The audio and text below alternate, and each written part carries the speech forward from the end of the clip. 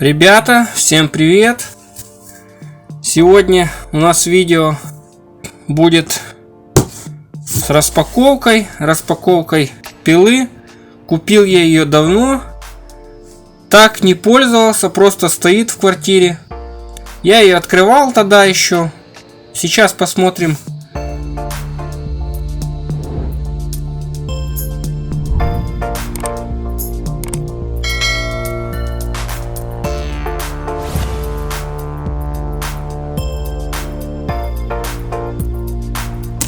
Это видео будет у нас более ознакомительное. Мы вскроем коробку, посмотрим саму пилу, посмотрим комплектацию, поговорим насчет каких-то нюансов, плюсов, минусов. Теста самого видео не будет. Я специально сделаю для этого отдельное видео попозже, так как я в квартире, соответственно, резать я ничего не буду. Давайте приступим к распаковке.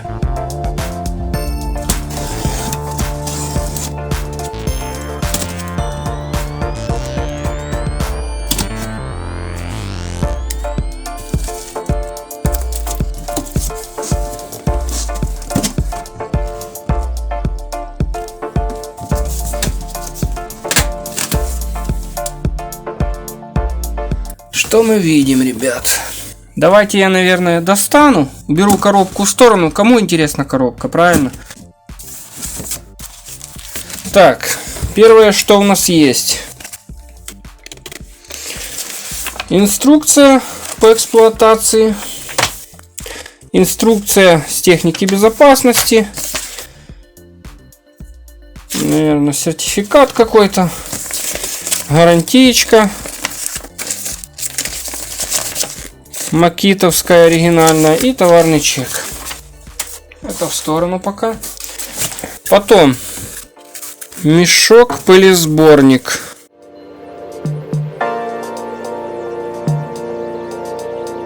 Открывается. В середине есть рассеиватель.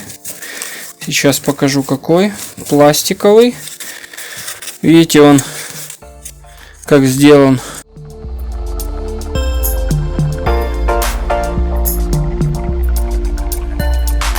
Стоит такой уголок, чтобы пыль рассеивалась по мешку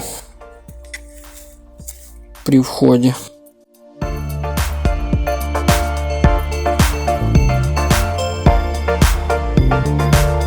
У меня пила выпуска 2018 года, и на данный момент мешки идут вот такие. Знаю, что раньше были такого бордового цвета. Не знаю по качеству лучше те или эти. Но на ощупь очень плотный, хороший мешок. Пошит хорошо.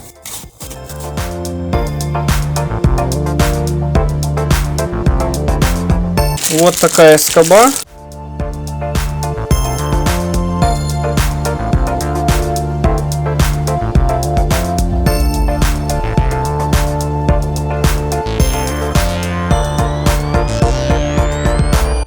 Дальше пакетик идет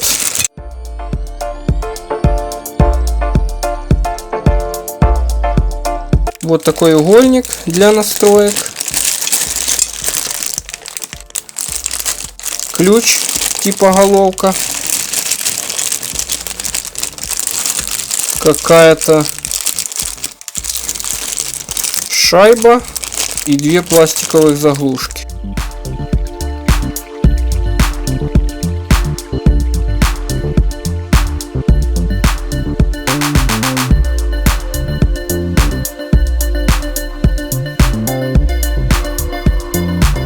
Мы имеем два расширителя стола, очень качественные, тяжелые. У них на резьбе ножки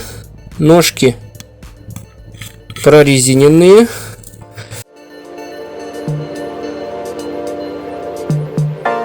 О мешке я уже сказал. Теперь давайте раскроем вот эти два пакета.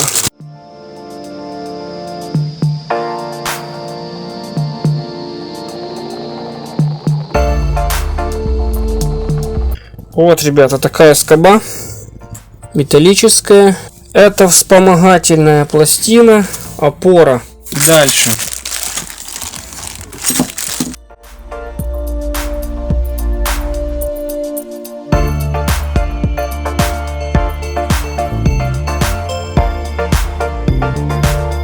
Дальше. Ключ.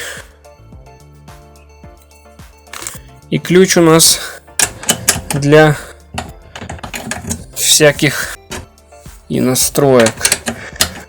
Я так понимаю, он подходит и для упорной подковы вот этого упора, и для регулировки наклона, регулировки глубины погружения пильного узла. Потом в комплекте идут две таких пластиковых заглушки. Также есть вот такая шайба, я ее измерил на 25 миллиметров. Треугольных 90 градусов и 45 градусов для настройки диска относительно станины. Ребят, напишите в комментариях, кто знает, для чего вот эта шайба на 25 миллиметров и вот эти две заглушечки. Такая скоба. Называется она вспомогательная пластина. И устанавливается, вот я пилу перевернул, мы сейчас видим низ.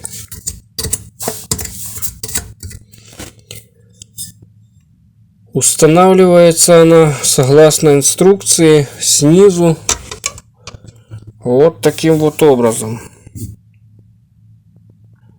И написано: отрегулируйте ее так, чтобы она касалась стола. Я так понимаю, что она идет как дополнительная опора. То есть она просто лежит на столе. Вот она вот так крепится. Как бы усиливает опору основной станины.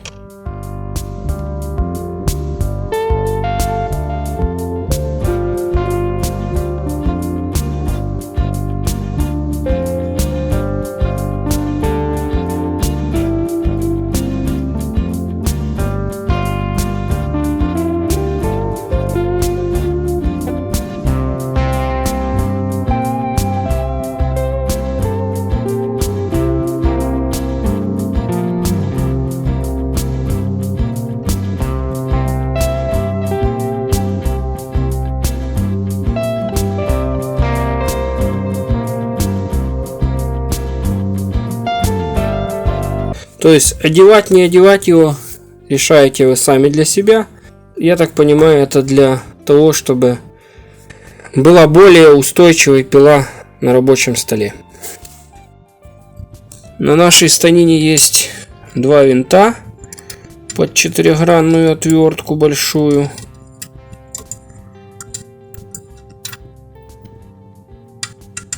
Резьба нарезана прям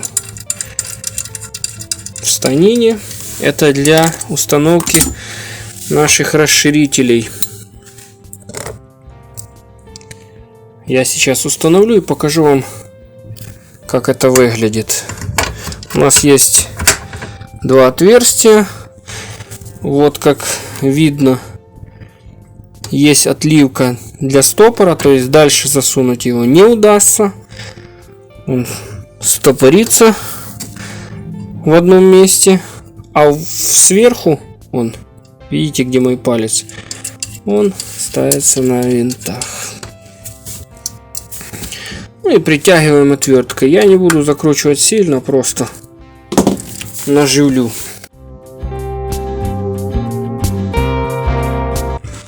Ребята, интересный момент. Не обошлось без жителей уже этой пилы. Смотрите. Там живет паук, представляете? Ой, дружище, придется тебя изгонять. Хочу обратить ваше внимание на качество литья. Это сделано очень качественно, ребята.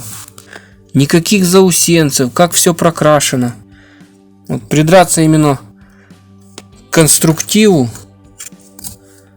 самой станины, ну вот не к чему. Как сделан узел фиксации угла. Все просто и очень даже функционально. Вот, ребята, хочу обратить ваше внимание на фиксацию курка. Видите, два винта. И это сказывается, вы знаете, на точности фиксации вот этой плиты. Вот так, ребята, выглядит пила уже с расширениями стола. Так как я говорил, каждая ножка на резьбе, выставить по уровню вообще никаких нет трудов. Ножки прорезиненные. И вот как видно вот там вдали, сзади, стоит вот эта дополнительная пластина упорная. Какие плюсы? Очень хорошо продуман узел фиксации угла. Ну, мне он нравится. То есть хороший пластик, прочный, люфтов нет. При затягивании держится просто мертво. Курок вроде бы простенький, но на двух винтах нет вот этой болтанки. Держится надежно. Хоть и металл не очень сильно толстый, но он держится, он не болтается. И при нажатии он никуда не уходит. Угол фиксации фиксируется очень хорошо. При желании можно даже затянуть. При затяжке вообще никакого люфта нет. Вообще. То есть это очень прикольно. Качество литья отменное. Что подковы упора, что самой станины. Я вам показывал снизу. Расширители отличного качества. Они сделаны хоть и просто, как бы прут толстый. Он надежный. Что еще нравится? Очень неплохая пружина. Качество пластика вообще нареканий никаких. Makita диск 255 мм, толщина 2 мм, посадка на 30 мм, 32 зуба. Но то, что производители сделали так, что можно устанавливать еще 260 мм диск, это плюс. Я считаю, что это плюс. По глубине реза 102 мм. Если взять сюда, поставить 260, все добавляется у нас 5 мм. Кожух пластиковый, толстый пластик. На кожухе есть люфт. Защита. Вот такой рычаг. То есть, если мы его не нажмем, пильный узел не опускается. Удобный он или нет? Ну, это чисто мое субъективное мнение. Зависит от длины пальца. Так как он откидается указательным пальцем, я так понимаю, то лично для меня он удобен. Также сверху есть защитная кнопка, без которой мы не запустим пилу. Ребята, вы знаете, я смотрю вот на эту заглушку, и она мне очень напоминает вот этот предохранитель. Один в один. И мне кажется, что это он и есть запасной. Также к плюсам лично я выделю быструю смену щеток. Не нужно ничего разбирать, весь корпус остается целый. Выкрутили две таких заглушки, и щетки можно поменять быстро. Кто-то отнесет это к минусам, что пила щеточная. Но, ребята, она выпускается уже не знаю сколько лет. Плюс это или минус? Многие скажут, что щеточная пила это плюс. Нет блока электроники, который в бесщеточном инструменте Makita стоит порядка 60-70% от стоимости самого инструмента. Поэтому иногда это просто нецелесообразно. Я считаю, что можно отнести вариант с наличием щеток к плюсу. Это, соответственно, и цена, и ремонтопригодность. Не знаю, как кому. Можете написать в комментариях. В комплекте, совсем забыл вам сказать, идут вот такие вертикальные тиски. Прижим.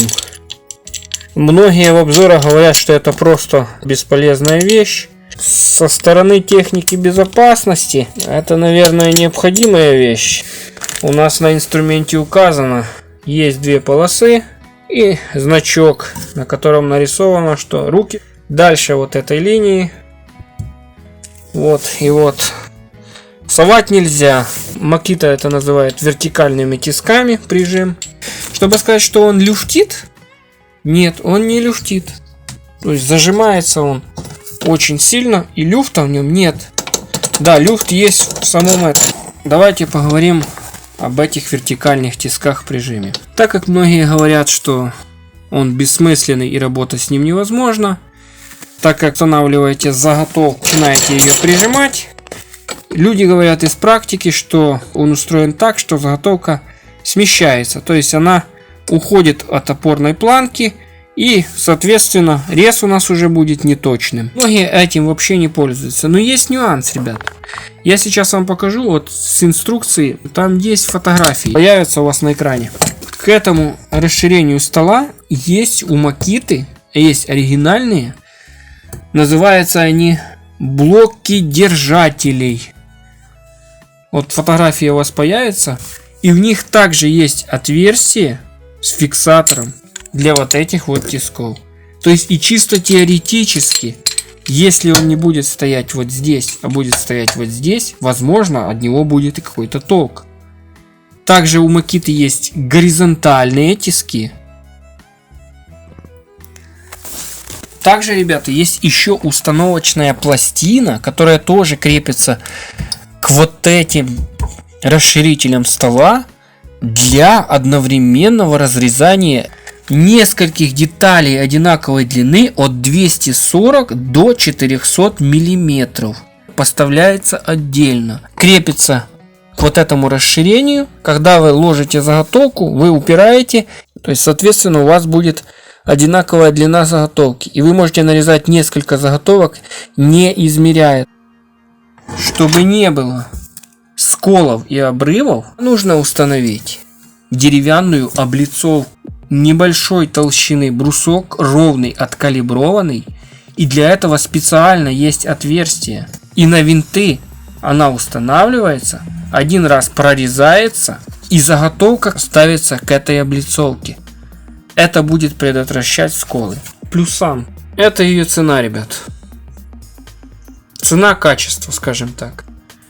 Цена сейчас у вас появится на экране. За эту цену такого качества мало что купишь. Прорезать она сможет 127 миллиметров. Минусы. Главный ее минус — это отсутствие плавного пуска. Да, все на это жалуются. Есть такой вариант пилы уже с плавным пуском и с фонариком. И стоит ли переплачивать за ту пилу в отношении этой? Да, стоит. Но она очень сильно подпрыгивает, аж страшно даже поначалу. Нужно к этому или приноровиться, или поставить плавный пуск. Я склоняюсь ко второму варианту. Я буду ставить плавный пуск, благо их сейчас хватает. Можно разобрать пилу, поставить плавный пуск. Можно пойти по простому пути. Есть такой блок плавного пуска, называется Dallas. Он просто включается в розетку. Вилка нашей пилы вставляется в него. Скажем так, это хорошая, добротная, качественная, плотницкая пила. Не столярная. Ну, я буду ее использовать в столярке. По качеству она мне нравится. Как будет пилить, сделаем еще тест. Я думаю, что это неплохой среднячок. За эти деньги она послужит.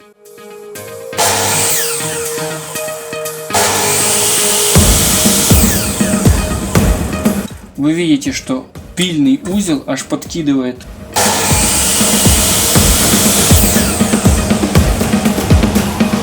То есть плавный пуск ей как бы доктор прописал. По-любому нужно его устанавливать. Покажу еще так сбоку.